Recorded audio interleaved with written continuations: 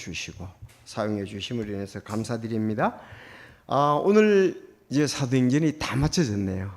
자, 마지막 오늘 보시겠습니다. 사도행전 28장 지난주에 이제 24절 했지만 24절에 이어서 계속 하도록 하겠습니다.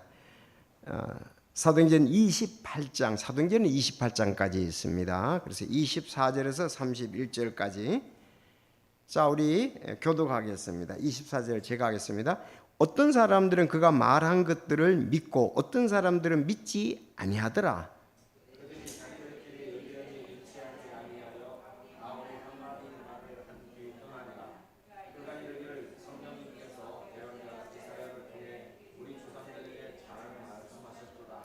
이르시되 이 백성에게 가서 말하기를 너희가 듣기는 들어도 깨닫지 못하고 보기는 보아도 알지 못하리라.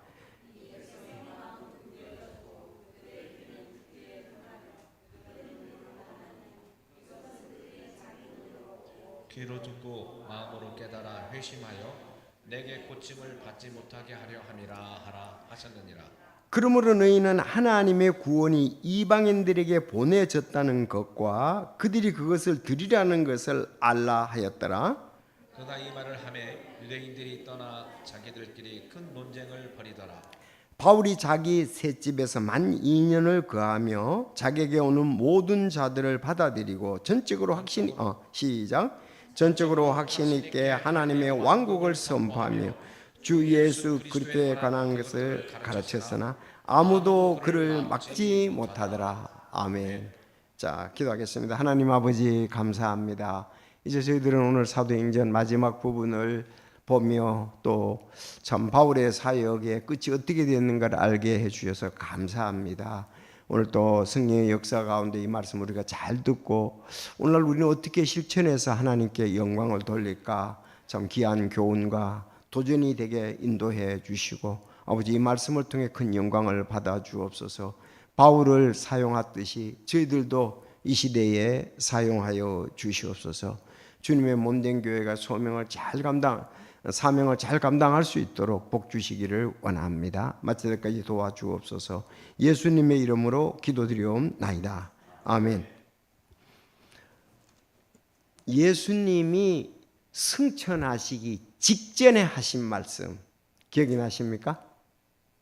이 말씀을 하시고 승천하셨다 그렇게 나오거든요. 그 말씀을 하시고 그들에게 그 말씀을 하시고 승천을 하신 거예요. 이거야말로 진짜 마지막 말씀이죠. 마태복음 28장 19절 20절도 그렇지만 더 승천하시기에 가장 직전에 한 거. 사도행전 1장 8절입니다. 한번 보시겠습니다. 자, 사도행전 1장 8절. 사도행전 1장 8절 다 같이 시작. 오직 성령님께서 너희에게 오신 뒤에 너희가 권능을 받고 예루살렘과 온 유대와 사마리아와 땅의 맨 끝지어까지 이르러 나를 위한 증인이 되리라 하시니라. 자, 9절 보세요. 이것들을 말씀하신 뒤에 지금 1장 8절 말씀하신 뒤에 그분께서 그들이 보는 동안 들려 올라가시니 구름이 그분을 받아들여 그들이 보지 못하게 하더라. 승천이잖아요. 이것들을 말씀하신 뒤에 그랬습니다. 승천하신 것을 볼 수가 있습니다. 오늘 이제 마지막으로 제목으로는 땅끝까지 복음을이라는 제목으로 말씀을 드리겠습니다. 자, 이것은 제자들에게 주신 그 승천하기 직전에 말씀한 그대로가 이제 어떻게 이루어졌는가 하는 것을 오늘 마지막으로 보게 됩니다. 여러분, 예루살렘이 복음의 시작된 중심이자 제자들의 이제 본거지입니다. 이때 제자들은 전부 유대인들이었죠. 자, 그러다가 예루살렘에 또 시작을 해서 온 유대와 사마리아, 즉 복음이 자기 민족 유대를 넘어서 오랫동안 그들이 반목하고 또 참 이렇게 이웃에게 복음을 전파해야 되지만 안 했던 그 온 유대와 사마리아로까지 전파되는 것을 볼 수가 있습니다. 그리고 오늘 땅의 맨 끝지어까지 자, 그렇죠. 여기 사도행전 1장에 예루살렘과 온 유대와, 예루살렘 포함 그 유대와 사마리아와 땅의 맨 끝지역까지, 그 당시로 볼 때는 뭐 로마 나라는 거의 땅 맨 끝지역까지로 이렇게 그들이 생각할 수가 있었습니다. 그래서 이 가장 이제 먼 곳인, 참 멀었거든. 더 먼 곳도 있지만 어차피, 그리고 내면적으로 볼 때도 로마의 복음이 증거되면은 땅 끝까지 증거된다는 확산도 우리가 볼 수 있습니다. 왜? 로마가 그 당시에 가장 세계적으로 큰 도시였기 때문에 그렇습니다. 모든 길은 로마로부터. 그러면 거기 가면 이제 뭐 로마에서는 각 지역에서 다 사람들이 올 수가 있고, 또 로마 사람들이 갈 수가 있잖아요. 군인들이 갈 수 있고 정부 요원들이 갈 수가 있어서 그렇습니다. 그러니까 로마가 지금 하나님의 목표라는 중심지잖아요. 그러니까 로마에서도 너가 나를 증거하리라고 바울에게 얘기를 했습니다. 자, 이제 이방 민족에게 오늘 마지막에는 복음이 땅끝까지 이르러 복음이 증거되는 것을 말씀하고 있습니다. 오늘 말씀은 두 가지로 이렇게 좀 요약해서 볼 수 있는데, 첫째는 유대인들의 복음 거부와 이사야의 대언입니다. 자, 여기에 이제 그 유대의 치리자들, 우두머리들이 와서 바울이 그 로마에 있는 사람을 불러서 얘기를 했지만, 믿는 자도 있고 믿지 않는 자도 있다 그랬지만은 사실상 보면 내용상으로 볼 때 믿는 자는 적었고 대체로 믿지 않았습니다. 그래서 이사야 대언자의 것을 얘기를 했어요. 안 믿고 거부하니까. 믿는 사람은 소수였고 대체로 안 믿었다 하는 것을 내용상으로 볼 수가 있습니다. 그래서 유대인들의 복음 거부와 이사야의 대언에 대해서 24절에서 27절, 그리고 28절부터 31절까지는 이방인들에게로 향하는 복음에 대해서 얘기를 하고 있습니다. 이방인들에게로 향하는 복음. 자, 그러면 첫 번째 유대인들의 복음 거부와 이사야의 대언입니다. 로마의 유대인 지도자들을 불러 복음을 전했을 때, 좀 다시 얘기하지만 일부는 믿었지만 대부분은 믿지 아니했습니다. 이와 같이 복음을 거부하는 사람들, 받아들이는 거부하는 사람들이 이렇게 있었는데, 그때 대체로 거부를 했기 때문에 이사야서 6장 9절 10절을 가지고 얘기를 했습니다. 거기 써놓으세요. 이사야서 6장 9절 10절 두 절입니다. 그래서 26절 있죠. 이르시되에 그랬습니다. 이르시되, 뭐 이사야가 말한 거. 그리고 하셨느니라 그랬잖아요. 26절에 이르시되로 시작해서 27절에는 하셨느니라 그랬잖아요. 그래서 이 말은 이사야서 6장 9절 10절의 대언을 인용해서 그들의 불신을 예명하는 거예요. 불신. 그들이 거부하는 것에 대한 얘기입니다. 자, 그런데 좀 이사야서 6장 9절 10절을 앞뒤의 내용을 보면 우리에게 굉장히 큰 교훈을 받는데요. 이사야서 6장 지금 9절 10절이 앞에 보면은 여러분들 이사야가 소명을 받는 장면이 있죠. 그것을 내게 대며 이르되 보라, 이것이 내 입술에 닿았으니 내 불법이 제거되었고 내 죄가 깨끗하게 되었느니라 하더라. 또한 8절에 또한 내가 주의 음성을 듣는데 이르시기를 내가 누구를 보내며 누가 우리를 위하여 갈까 하심으로, 그때에 내가 이르되, 이사야가 이르되 내가 여기 있나이다 나를 보내소서 하니. 그래서 지금 이사야가 7절에 보면 정결케 되었잖아요. 그리고 8절에 누가 가겠느냐 그러니까 나를 보내소서 하고 그 이제 9절 10절이 되는 겁니다. 막상 이사야가 이렇게 소명을 받고 갔지만 그들의 마음은 닫혀 있었고, 귀도 닫혔고 마음도 닫혔고 뭐 눈도 닫힌 거나 다름이 없어요.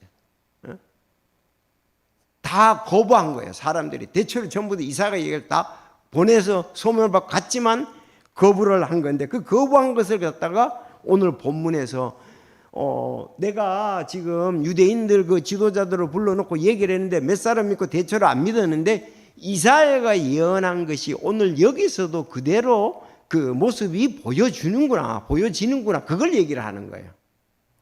이사야가.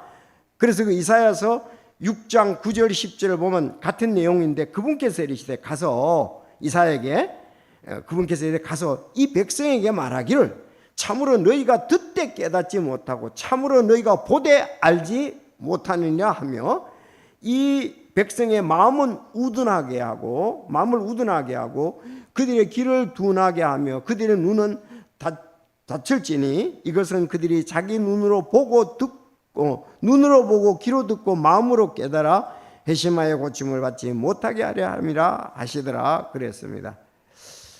자, 그래서 이제 나중에 11절 12절까지 보면 이 땅은 철저히 황폐하게 될 것이다. 황폐화가 되고 어떻습니까? 버림을 받아서 주님이 사람들을 멀리 옮길 거다, 그렇게 예언을 했습니다.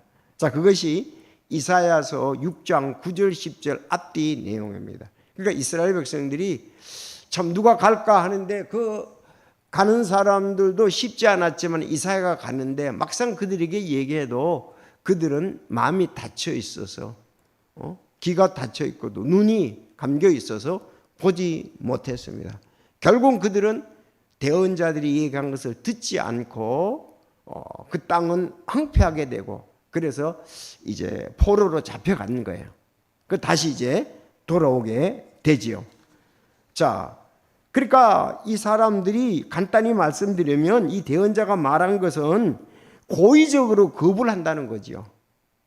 맞는데도 고의적으로 마음이 완악하고 고의적으로 거부한다 이거야. 그들의 마음과 귀를 스스로 닫고 하나님의 진리를 어떤지 깨달으려고 하지도 않고, 그래서 둔화해졌습니다. 마음이 둔화해졌고 눈은 감겨 있고 완악하게 되었어요. 그들의 고집스러운 불신앙이 그들 스스로 영적 무지에 빠뜨렸다는 얘기입니다. 자, 이 부분은 그들이 회심하지 않기 위해서 왔는데 일부러 거부한다 이거야. 태도 자체가 안 됐다는 거죠. 그래서 유대인 지도자들에게 쭉, 정말 바울은 너무 확실하잖아요. 그런데 그들의 마음문이 닫혀 있어 태도가 마음을 갖지 않는 거죠. 우리가 교회에서 복음을 안 전해서 그런 게 아니고 촉구를 안 해서 그런 게 아니고 그게 마음의 태도예요. 어떤 사람은 교회는 오지만 별로 마음문을 열지를 않는 거예요. 이미 마음속에 다른 생각이 있는 거죠. 그래서 그들도 이렇게 거부를 하는 것을 볼 수가 있습니다. 특별히 저희들은 이렇게 또 이 주변에 시니어부 이제 어르신들이 있으니까 받아들이고 침례받은 사람들, 또 이제 계속 나오지만 그 마음에 있는 것들을 서로 교제를 하니까 어느 정도 또 그런 것을 우리에게 또 알려줘요. 그러다 보니까 이런 면이 있구나, 이런 면이 있고, 물론 하나님이 역사하셔서 그 마음이 태도가 또 바뀌어지기를 저희들은 바라는 거죠. 우리도 한때는 그렇지 않습니까? 그렇죠. 처음부터 간절히 믿고자 하는 사람도 있지만 그렇지 않는 사람도 있거든요. 또 어떤 기회가 다가서 또 하나님이 역사해서 그들이 마음문을 열고 받아들일 수가 있는 거죠. 어떤 부분들은 조그마한 어떤 오해와 갈등 때문에 그 마음문이 닫혀 있는 사람도 있어요. 그것이 꼭 교회라기보다는 가족 관계도 그런 것이 있고 친구 관계도 그런 것이 있고, 또 이런 것이 이제 또 교회에 나오는데 신앙에 또 영향도 미치더라고요. 아니, 그분들이 밖에서 갖고 있는데, 자기들끼리 갖고 있는데 나는 교회 다니는 저 사람이 저렇기 때문에 나는 믿지 않는다, 난 침례 안 받는다, 그런 분들도 있더라고요. 그래서 참 우리의 그 영향력들이 굉장히 또 중요한 것 같아요. 싸우기는 자기들이 그 경로당에 싸우는데 그래서 그 때문에 저 사람 때문에 교회 안 나온다, 그 중간에 이제 그런 또 막힌 담들이 있으면 또 어떨 때 가면 또 화해가 되잖아요. 그래서 이런 여러 가지 일들이 주님을 찾는 데 있어서, 바라보는 데 있어서 주님과의 관계에 있어서 또 이런 장애물들이 있습니다. 자, 그러나 하나님께서 또 우리는 또 우리들이 어떤 부분들을 통해서 그들을 극복하고 믿고 또 말씀 안에 거하고 기뻐하고 소망을 가질 수 있기를 저희들은 바라는 마음입니다. 그래서 우리는 선을 행하다가 낙심하지 말아야 돼요. 여러분 그렇지 않습니까? 참 찬송가에는 대부분 그런 찬송이 참 많아요. 우리 환경이 다양하게 너무 이제 여러 가지 복음을 전하다가 보면은 핍박도 있고 거절도 있고 반대 여러 가지가 있는데, 그러나 선을 행하다가 낙심하지 말지. 때가 이르면 거둔다 그랬습니다. 우리가 일시적으로 또 그런 경우도 있고 장기간 가는 경우도 있거든요. 그렇지만 누군가가 참 계속적으로 꾸준히 우리가 믿음의 그 삶을 살 때에 왔다 갔다 하자도 또 그들도 어느 때가 되어서 같이 이제 걷게 되겠지요. 주 오실 때까지만 힘써 일하고 주 오신 다음에는 편히 쉬겠네. 그 찬송이 자주 생각이 나옵니다. 알았죠? 우린 주 오실 때까지 이거 우리 몸으로 말하면 힘써 일해야 돼요. 우리 성령의 역사고 이제 하나님의 인도하심이 있지만 그래도 우리는 힘써서 해야 되겠죠. 자, 그래서 지금 이사야가 말하는 것은 유대인들이 마음이 지금 완악하고 받아들일 준비가 안 돼서 바르게 얘기를 해줬는데 확실한데도 증거가 있는데도 그들이 거부한 것에 대해서 이사야서가 대언자가 얘기한 것을 바울이 얘기를 하고 그들을 떠났어요. 그들을 이제 보냈어. 이제 그들은 지도자들은 거의 안 오는 거예요. 지금부터는 주로 이방인들이 오게 되었습니다. 알았죠? 유대 지도자들 왔는데 몇 사람 믿고 대체로 안 믿었는데 이제 그들은 거의 안 오게 됐고, 원래 믿은 사람은 올 수 있지만 이제는 이방인들이 주로 감옥에 있는, 감옥이라고도 하기보다는 셋집이죠. 그야말로 렌트하우스로 렌트하우스 그렇게 됐습니다. 셋집, 임대집. 자, 거기에서 이제 살면서 감시병은 한 명 정도 이렇게 있고 또 몇 명 있을 수 있지만은 오는 사람은 자유롭게 자기가 몸이 가택연금이니까 나갈 수는 없는 거예요. 오는 사람은 얼마든지 올 수가 있었습니다. 그러니까 이것도 하나님께서 역사하신 거잖아요. 여러분 그렇지 않아요? 예, 아직도 확정되기 전까지 계속 이런 일들이 있게 되는 것입니다. 자, 그러면 마지막 오늘 이제 전체적으로 한 번 더 볼게요. 28절에서 31절을 보면 28절, 그러므로 너희는 하나님의 구원이 이방인들에게 보내어졌다는 것과 그들이 그것을 드리라는 것을 알라 하였더라. 그래서 이사야서 얘기하고, 그러므로 그가 이 말들을 말하며 유대인들이 떠났습니다. 자기들끼리 큰 논쟁을 벌이더라 그랬습니다. 자, 이방인들이 이제 구원받는 것에 대해서 할 때 자기들이 논쟁을 벌이더라. 바울이 자기 셋집에서 돈을 주고 해야 돼요. 12,000년을 거하며 줄 것이에요. 잊어버리지 마시고 12,000년을 거했다 그랬습니다. 여러분 감옥에 그래도 오래 있었죠? 예, 12,000년이었습니다. 12,000년. 자격에는 모든 자들을 받아들이고, 여기서 모든 자들이 이제 대부분 이제 유대 지도자를 가운데 믿는 사람 올 수도 있지만 이방인들이라고 볼 수가 있습니다. 전적으로 확신 있게 하나님의 왕국을 선포하며, 여러분 하나님의 왕국을 선포했다 그랬습니다. 여러분 하나님의 왕국 말 그대로 하면은 하나님이 다스리는 나라가 하나님의 왕국이에요. 하나님이 왕으로서 다스리는 것을 왕국이라 그래요. 하나님의 왕국. 그러면 지금도 우리는 하나님의 왕국입니까? 맞습니다. 지금도 맞습니다. 하나님이 구원받은 우리를 다스리시잖아요. 그래서 여기 잊지 마세요. 요한복음 3장 3절에 보면 너가 거듭나지 않으면 하나님의 왕국을 볼 수 없느니라 그랬잖아요. 내가 거듭나는 순간부터 하나님께서 사실은 나를 다스리는 통치자세요. 그럼 교회 시대가 당연히 하나님의 통치가 있겠지요. 천년왕국에도 하나님의 통치가 있겠지요. 자, 천년왕국에도 하나님의, 그러면 7년 대환란에서도 통치가 있습니다. 위로 올라간 사람들은. 그러니까 구원받은 그때부터의 언제 새 하늘과 새 땅에서도 하나님이 통치하잖아요. 그러니까 구원받고 난 다음부터는 전부 다 하나님이 다스리는 것을 갖다가 하나님의 왕국이라 그런다. 그래서 누가복음에 보면 하나님의 왕국은 어디에 있다? 너희 마음에 있느니라 그랬죠. 우리가 믿는 부분을 말한다 이 말입니다.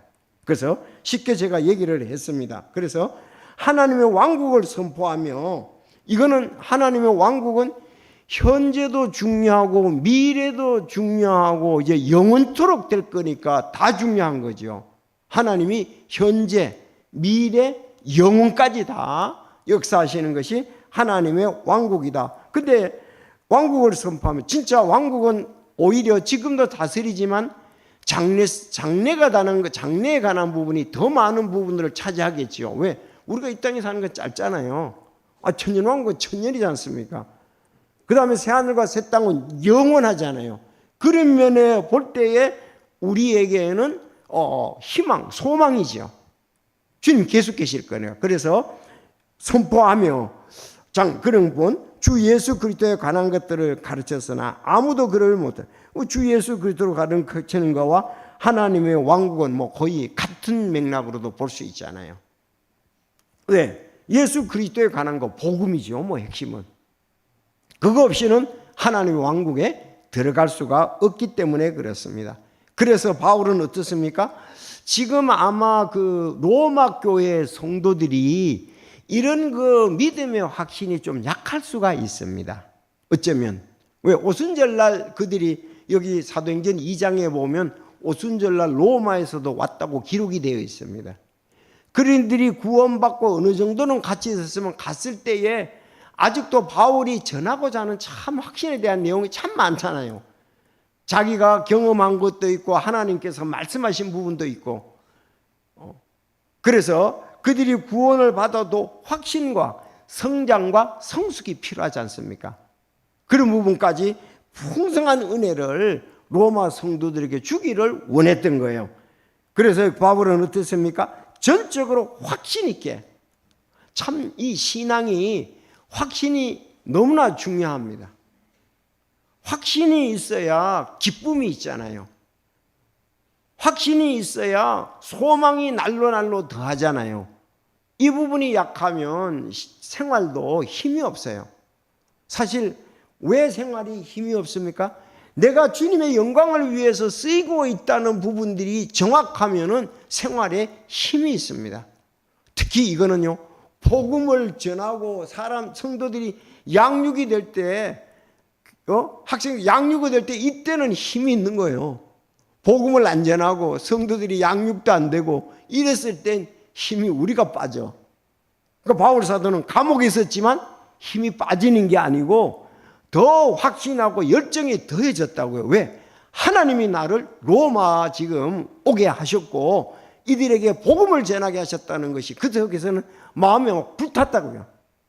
그러니까 그들이 오면은 이들에게 구원의 복음을 다시 줘서 확신을 갖도록하고 성장 성숙하고 로마에서 하나님의 영광을 드러내고 그들을 통해서 온 세계에 복음이 전하될 것에 대해서는 강력한 마음의 소망이 있었거든요. 그러니까 바울은 아주 감옥에 있지만 아이고 내가 이 감옥의 환경은 어려워도 마음에는 지금 열정이 있고 담대함이 있고 기쁨이 있었습니다. 내가 죽더라도 할 때까지 한다. 로마 감옥에 진짜 그 어려움도 있을 수가 있잖아요.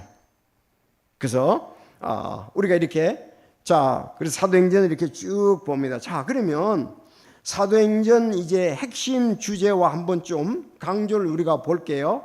아까 얘기한 대로 복음은 예루살렘과 유대를 넘어 사마리아 그리고 땅끝인 이제 로마에 이르렀습니다. 이제는 이방인들을 향한 구원의 복음이 활짝 열렸습니다. 한번 우리가 쭉 보면 이런 말씀이 있습니다. 이제 사도행전 이제 요약을 해보는 거예요.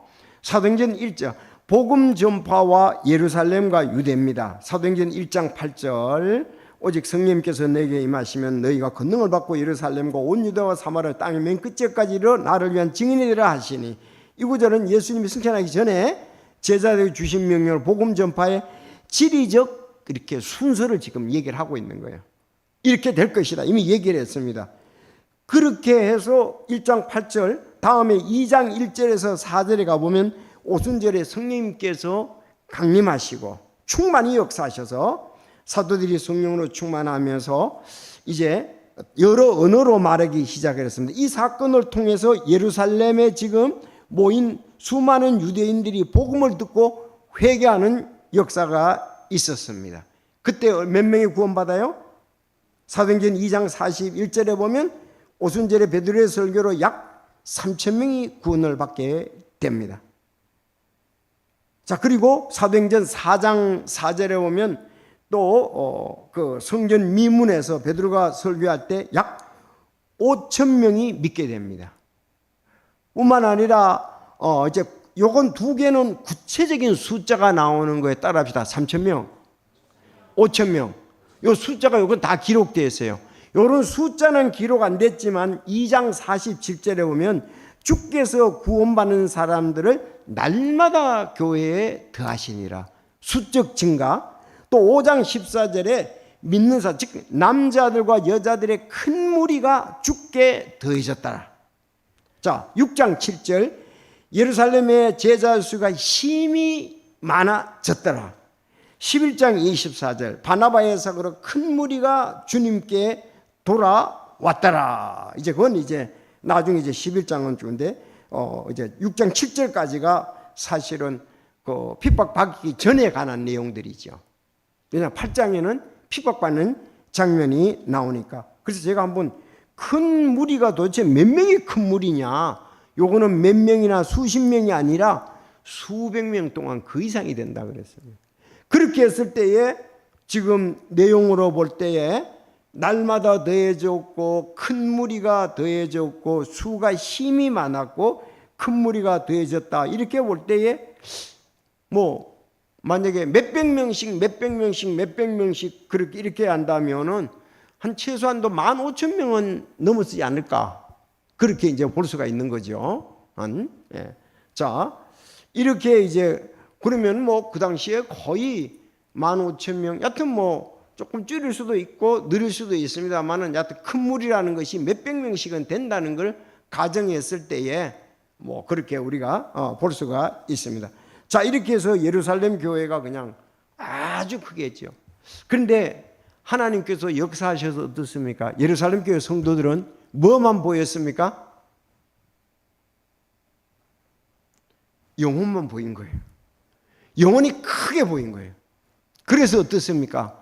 사람들의 하나님의 역사로 영혼들이 구원받고 막 성령이 역사하고 이러니까 어떻습니까? 그들이 돈이 잘 안 보인 거예요. 그러니까 자기 가지고 있는 것을 밭도 팔고 집도 팔고 해서 공동으로 소유하고 나눠줬습니다. 왜? 그들이 오순절날 온 사람들이 많이 있으니까요. 그들은 필요가 있어야 되잖아요. 그래서 우리가 저도 이제 기도를 합니다마는 사역이 활성화되고 성도들이 영혼을 사랑하고 주님 중심이 되면은 우리가 물질과 인간의 어떤 약점들은 적게 보이고 하나님 사랑이 커 보이고 복음이 커 보이고 영혼이 커 보이는 거예요. 우리가 그래야 되거든요. 그래야 되잖아요. 그런데 이제 인간적인 이런 좀 그런 부분들로 할 때는 우리가 기도를 해야 되죠. 내가 영혼을 사랑하고 교회를 사랑하고 주님을 사랑하는 부분이 내가 많이 약해졌다. 이게 틀림없습니다. 그 부분에. 그리고 내가 나 자신을 많이 바라보는구나. 성도들의 그래서 우리가 이제 참 그렇게 되기를 바라야 되죠. 정말 주님의 사랑이 풍성하게 부어졌다는데 그게 활성화되어야 되잖아요. 죽어가는 영혼들을 우리가 봐야 되잖아요. 피로 샀다는 그 귀한 것을 봐야 되잖아요. 우리가 옛날에 믿기 전처럼 자기 자신을 바라볼 때에 참으로 또 사람을 바라볼 때 육신적으로 바라볼 때 좀 우리는 여러 가지 또 연약한 점들이 드러나게 되어 있습니다. 여러분 예루살렘 교회 제가 이 복음의 확산 영혼들이 구원받는 거 이때에는 그게 크게 안 보였다는 사실이 맞잖아요. 우리도 믿음 생활할 때 그런 경우가 있거든요. 그래서 어느 때는 가만 보면 너무 자기 위주로 가면 빨리 내가 주님 위주로 가야 되는데, 복음 위주로 가야 되는데, 피로 사신 사랑하는 교회 위주로 가야 되는데, 이런 것을 우리가 이렇게 해서 예루살렘 교회가 어떻습니까? 10,000명이 넘는, 그런 10,000명은 최소한도 넘죠. 왜? 여기 나온 숫자만 해도 3,000명하고 5,000명이니까 몇백 명씩 왔다 그러더라도 최소한도 10,000명은 이제 넘게 되는 거죠. 그런데 8장에 보면은 아주 심한 핍박이 왔죠. 사도들 외에는 다 흩어졌다, 그렇게 얘기를 하고 있습니다. 그래서 8장에 보면 그래서 이 빌립이 특히 8장 5절에 보면 사역을 하는 그런 것을 볼 수가 있습니다. 박해는 역설적으로 복음을 예루살렘 밖으로 확산하는 계기가 되었습니다.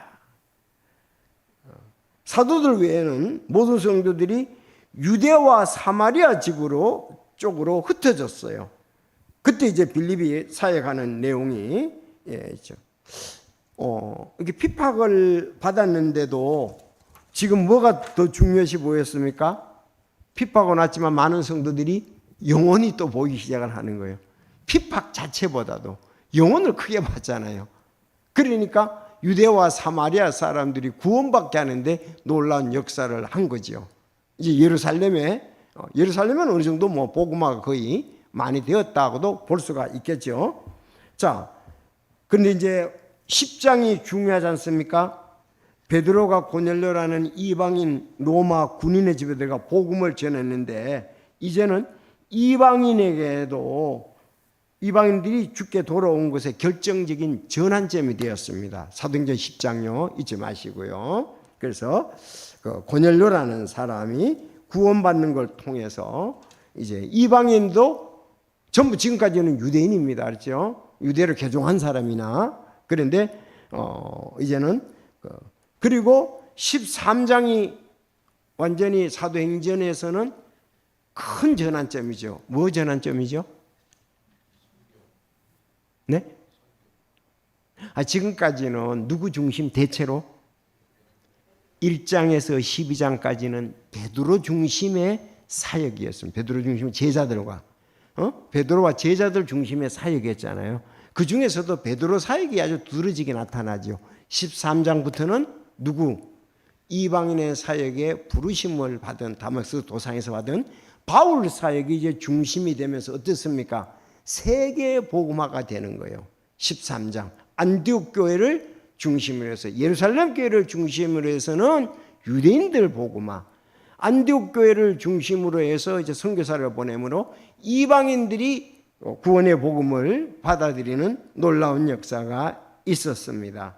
그래서 바울과 바나바가 안디옥 교회 첫 선교사로 시작을 하고 그들이 나가서 소아시아와 지금 터키 지역이죠, 거기와 유럽 등 땅끝으로 나가게 됩니다. 그래서 오늘 다시 돌아와서 28장 그러므로 너희는 하나님의 구원이 이방인들에게로 보내졌다는 것과 그들이 그것을 드리라는 것을 알라 하였더라.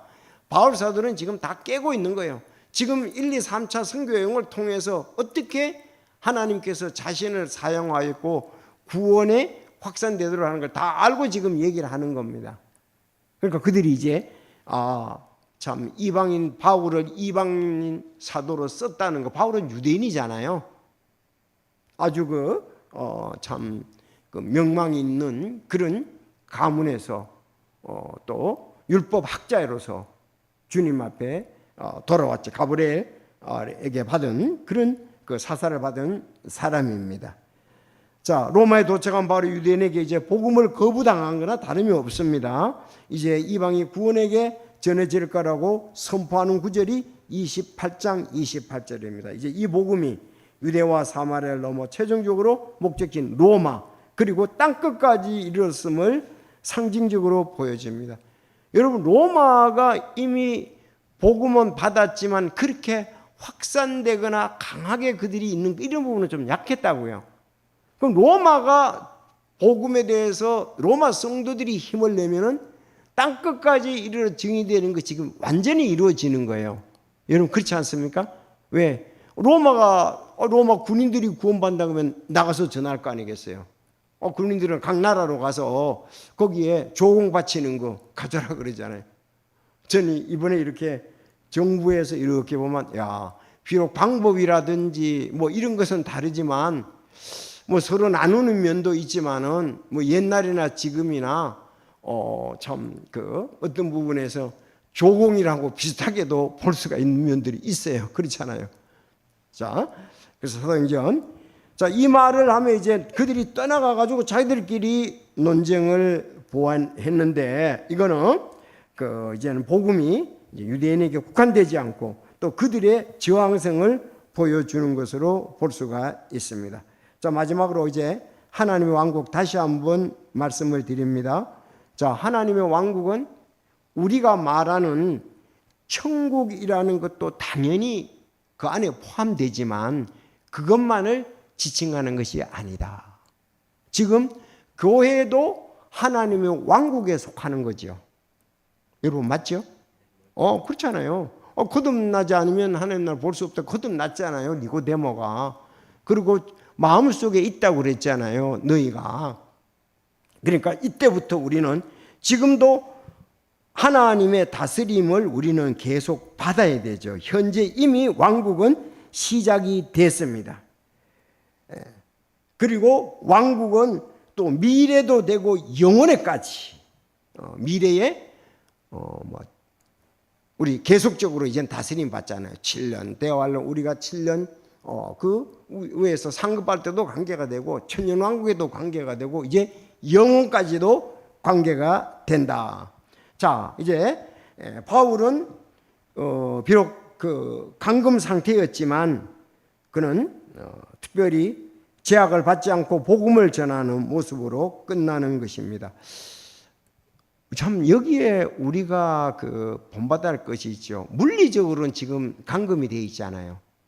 그런데 상황적으로 보면 복음을 사람들이 성도들이 왔지요.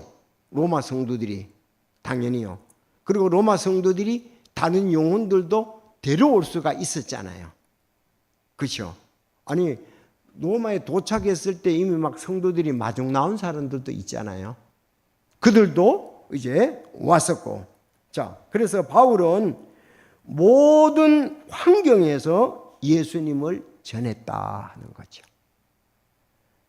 그는 감옥에서도 담대하게 또 오늘 말씀처럼 복음을 전하고 있는 그런 모습들을 보게 됩니다. 그래서 우리는 기회를 얻는 대로 열심히 모든 사람들에게 전해요. 그래서 전도지를 항상 가지고 다니면서 기회를 얻어서 복음을 전할 준비를 우리는 항상 하는 것이 중요하다고 생각합니다. 왜? 때를 얻든지 못 얻든지 그 영혼이 믿을 수도 있고 안 믿을 수도 있어요. 그러나 하나님이 준비시키는 영혼들도 있을 수 있거든요. 그걸 아까 빌립이 이 디오파 내시처럼 말입니다. 아주 참 하나님이 잘 준비시켰잖아요. 근데 빌립이 개인적으로 알기는 어려웠지 않습니까? 성령님께서 역사하셨고 주님의 천사가 역사하셔서 그를 만나게 해주고 구원받게 하셨다. 만약에 빌립이 그런 준비가 안 되어 있으면은 그 사람이 이사야서 읽고 가도 53장 읽고 가도 60절을 읽어도 그건 모른다 그러잖아요. 모른다. 그러니까 우리로 하여금 먼저 믿은 것은 복음을 전하도록 하기 위함이다 하는 거죠. 자, 그래서 결론적으로 유대인의 복음을 거부해서 이사야 말씀으로 얘기를 하고 내가 왜 이방인의 사도가 되었는가를 그들에게 얘기를 하고 그 다음부터 자기 감옥에 오는 많은 사람들에게 복음을 전하며 확신을 주고 담대히 또 그들이 믿음 안에 굳게 서 있을 것을 얘기를 한 것을 볼 수가 있습니다. 그래서 바울이 로마의 감옥에 갇혔을 때에 있었던 일들 있잖아요. 어떤 사람들은 바울이 로마의 감옥에 갇혀 있으면서 복음의 열정을 내니까 더 열심히 전도하는 사람들도 있었다고 그 서신서에 얘기를 하잖아요. 바울이 감옥에 갇히면서 오는 사람들 복음 전하고 옥중 서신 3권을 썼잖아요. 에베소, 빌립보, 골로새 빌레몬서를 썼습니다. 자, 그러니까 바울은 뭐 어떠한 환경에서도 주님 중심으로 살았던 것이 틀림없는 거죠. 우리는 환경에 따로 쉬었다가 또 하고 쉬었다가 또 하는 게 아니라 모든 환경에서 주님을 영화롭게 할 마음을 가진 것이 바울이었다 하는 것을 보면서 참 우리도 이런 그 아름다운 믿음 속에 거하고 주님의 사역을 아름답게 해야만 되겠습니다. 자, 이제 복음은 특정 민족에만이 아니라 모든 민족에게 전파되는 것이고 외부의 어떤 억압도 복음의 확산을 막을 수 없다는 그런 메시지를 우리에게 던져주고 있습니다. 자, 오늘 바울은 감옥에서도 복음을 전하는데 우리도 바울처럼 제가 찬송을 골 때 전하고 기도해 매일 증인 되리라. 전하고 또 기도하고 매일 증인되는 이 시대에 또 우리가 되었으면 합니다. 우리 시대의 사람들은 우리가 책임져요. 우리가 죽고 나면은 다음 세대의 사람들이 또 복음을 전할 사명을 가지고 하게 될 것입니다. 다 같이 기도하겠습니다.